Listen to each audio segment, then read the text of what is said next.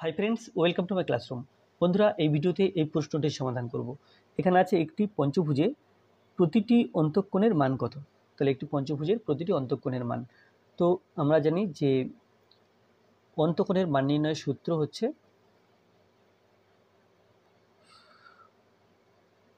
2n-4/n into 90 degree. এটা হচ্ছে অন্তঃকোণের মান বের করার সূত্র, যেখানে n হচ্ছে বাহুর দৈর্ঘ্য। তো এখানে একটি পঞ্চভুজ, তাহলে পঞ্চভুজের ক্ষেত্রে n এর মান হবে 5। তো লিখব পঞ্চভুজের ক্ষেত্রে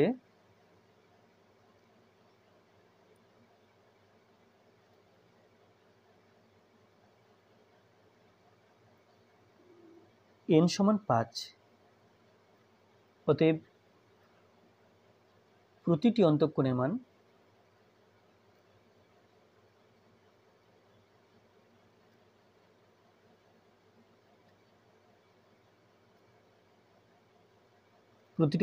মান সমান 2n-4/n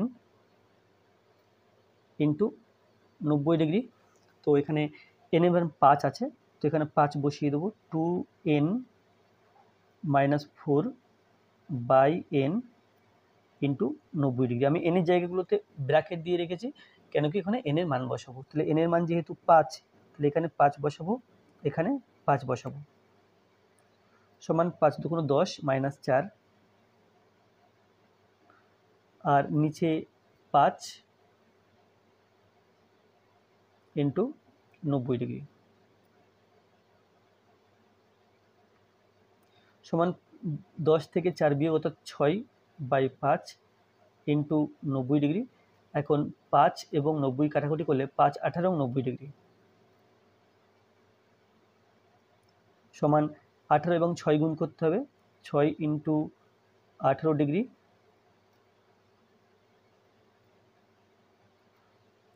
6 × 48 = 8, 6 × 48 = 8, হাতে 4, 6 × 1 = 6 আর 4 = 10। তাহলে এটা হলো 108 সমান 108 ডিগ্রি।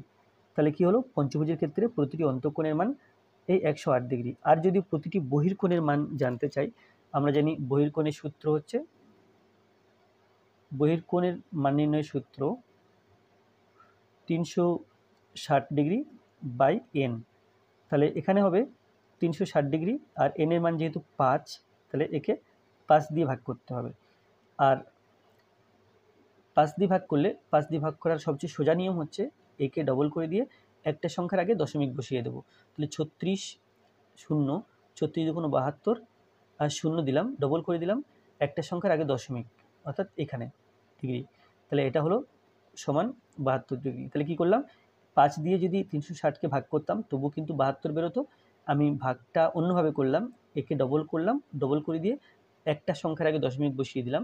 তাহলে এভাবেও কিন্তু আমরা ভাগটা করতে পারি। তাহলে প্রতিটি বহির্কোণের মান হলো 72 ডিগ্রি, আর প্রতিটি অন্তঃকোণের মান হলো 108 ডিগ্রি।